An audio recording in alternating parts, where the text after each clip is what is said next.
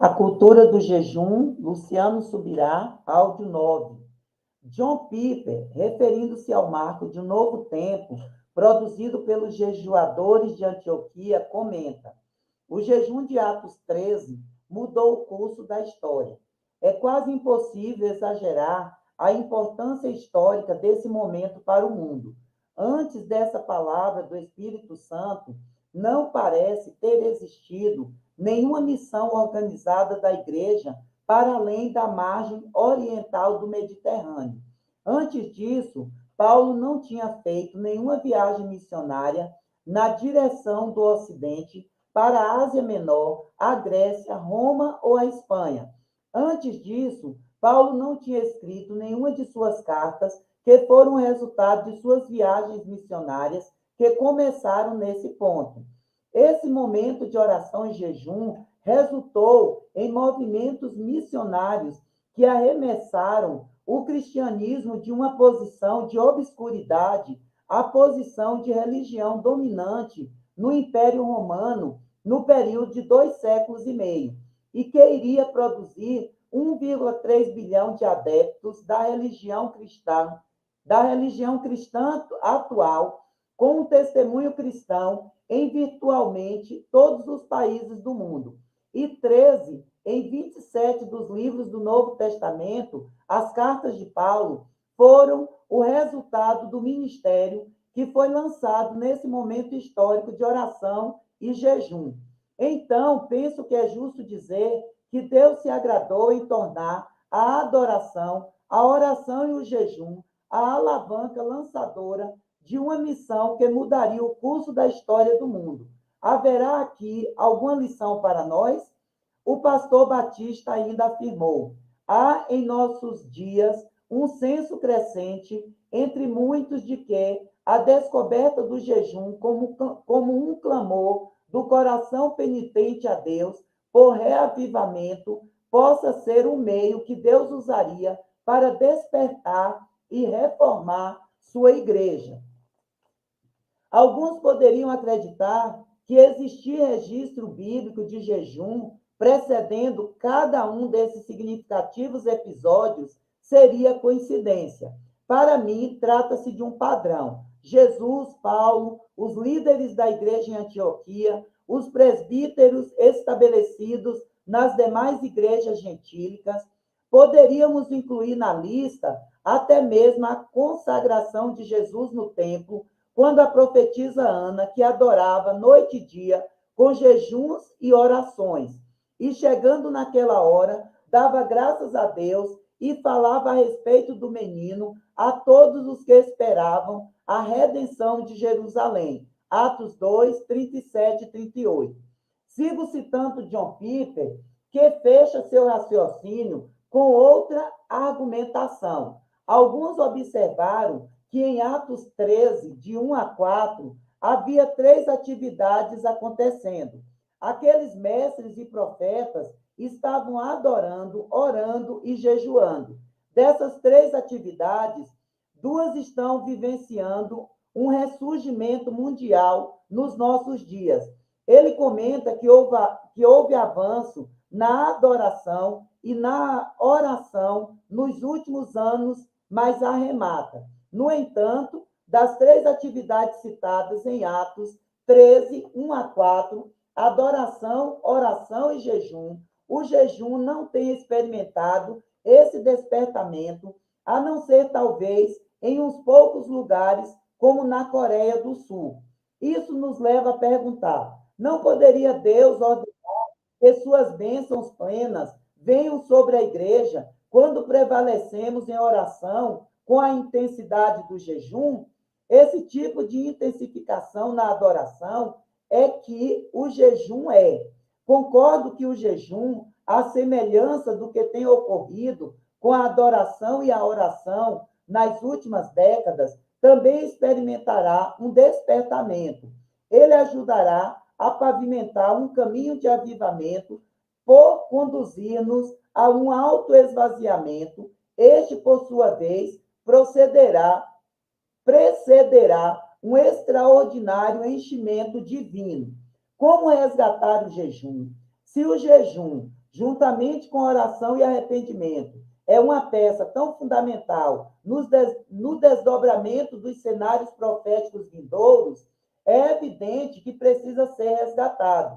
Entendo que Deus quer criar a cultura do jejum em larga escala na igreja como um todo, e não apenas em determinados grupos. A pergunta pertinente é: como resgatar a cultura de jejum que se desvaneceu ao longo do tempo?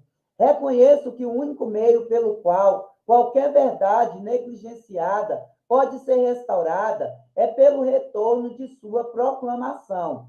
Foi assim quando os reformadores, depois de séculos de uma cultura implementada entre os cristãos acerca da salvação por obras, levantaram-se para reafirmar: porque pela graça vocês são salvos, mediante a fé, e isto não vem de vocês, é dom de Deus, não de obras, para que ninguém se glorie. Efésios 2, 8 e 9. Semelhantemente, uma mobilização profética inspirada e promovida pelos céus despertará tanto o entendimento bíblico como também a prática do jejum. Encerro este capítulo com as palavras de Mahesh Chavda. Deus está chamando a Igreja Mundial para a oração e o jejum corporativos como nunca feito antes, porque temos de enfrentar uma colheita iminente, com proporções globais e monumentais. É hora de respondermos ao chamado divino da oração e do jejum como um só povo, unidos ao redor de um só Salvador, uma só fé e um só Senhor. Você está disposto a corresponder a esse chamado? Capítulo 4. O que é o jejum? Uma chave para a vida cristã de sucesso que se encontra na Bíblia, foi perdida, deixada de lado e tirada do contexto pela igreja de hoje. Essa chave é o jejum. Derek Prince. O jejum bíblico é, em essência, uma abstinência intencional de alimentos visando a propósitos espirituais. Pode incluir, em períodos menores, a privação da ingestão de água, embora seja feito normalmente sem tal contenção.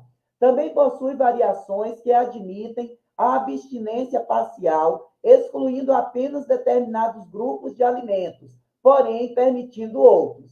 A palavra empregada nos manuscritos gregos e traduzida como jejum é nesteia, derivada de né, elemento de negação, e estio, comer, significa abstinência de alimentos.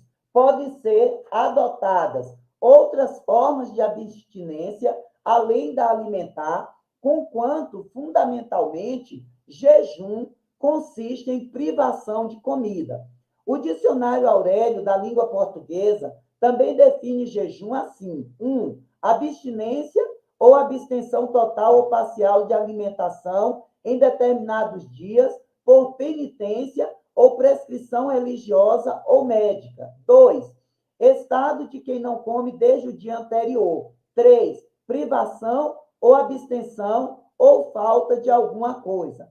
Reitero que tanto o significado quanto o uso da palavra jejum remetem inquestionavelmente à privação de comida, com o que a prática histórica também concorda. Contudo, são viáveis outras abstinências, como a que Paulo citou aos Coríntios, no que se refere à intimidade sexual do casal. Não se privem um ao outro, a não ser talvez por mútuo consentimento, por algum tempo, para se dedicarem à oração. Depois retornem à vida conjugal, para que Satanás não tente vocês por não terem domínio próprio. 1 Coríntios 7, 5.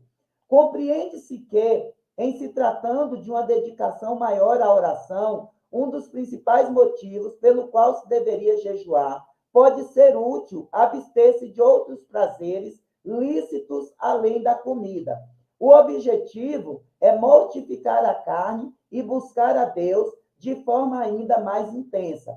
É claro que, naquele contexto, o apóstolo definiu critérios. Deve haver acordo entre o casal, subentendido na expressão mútuo consentimento, além de que a pausa na intimidade deve dar-se apenas por um tempo, ou seja, não se estender muito. Isso não significa que todo jejum deva incluir a abstinência da intimidade sexual, nem que esse tipo de abstinência, por sua vez, requeira ser acompanhado de abstenção alimentar. Ambas representam uma disposição de abrir mão de prazeres que, embora lícitos, são temporariamente interrompidos para dar foco a outro deleite de dimensão incalculavelmente maior, o de ordem espiritual. Elas podem ser executadas em conjunto ou ainda cada parte ter seu lugar de modo isolado. Seguramente, esta é uma das perguntas que mais ouço acerca do jejum por parte dos casados.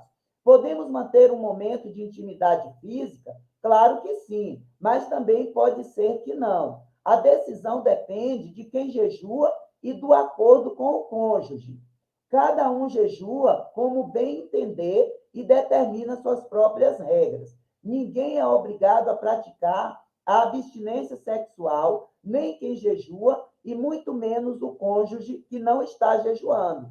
Ao tratar da importância de não privar sexualmente o cônjuge, o apóstolo não mencionaria uma exceção que não fosse cabível e de bom senso.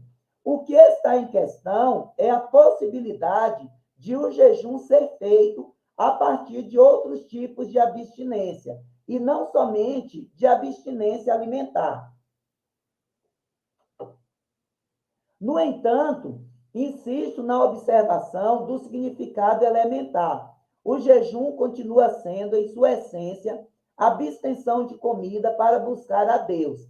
Dito isso, acredito que, em tempos modernos, a abstinência de entretenimentos, filmes, seriados, uso da internet, etc., também pode e deveria ser incluída em nossos jejuns. Vale, nesse íntere, considerar a advertência feita por Leonard Rainville, 1907 a 1994, em um de seus famosos sermões, disponível na internet, de que o entretenimento se tem tornado o substituto diabólico da verdadeira alegria.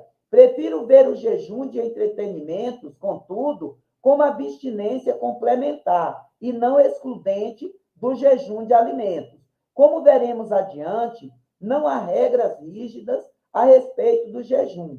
Cada um faz como, quando e com a frequência que quiser, a menos que receba um direcionamento específico do Espírito Santo. O jejum será como cada cristão escolher.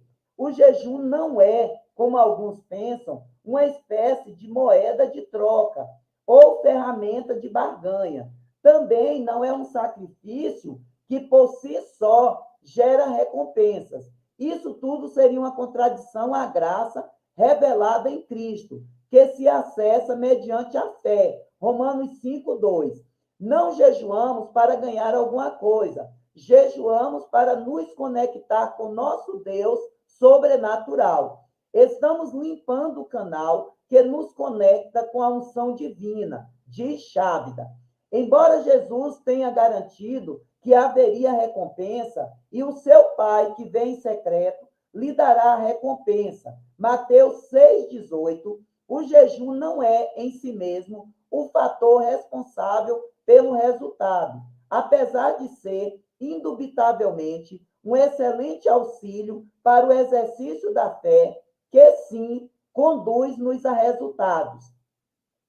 O jejum é, antes de mais nada, uma ferramenta utilizada na busca a Deus, que contribui para o processo de rendição. Ele potencializa a mortificação da carne e seus apetites, levando-nos a desejar, sem impedimentos, as coisas celestes. Outras bênçãos decorrentes de seu uso adequado são mera consequência. Elas constituem efeito colateral e não propósito.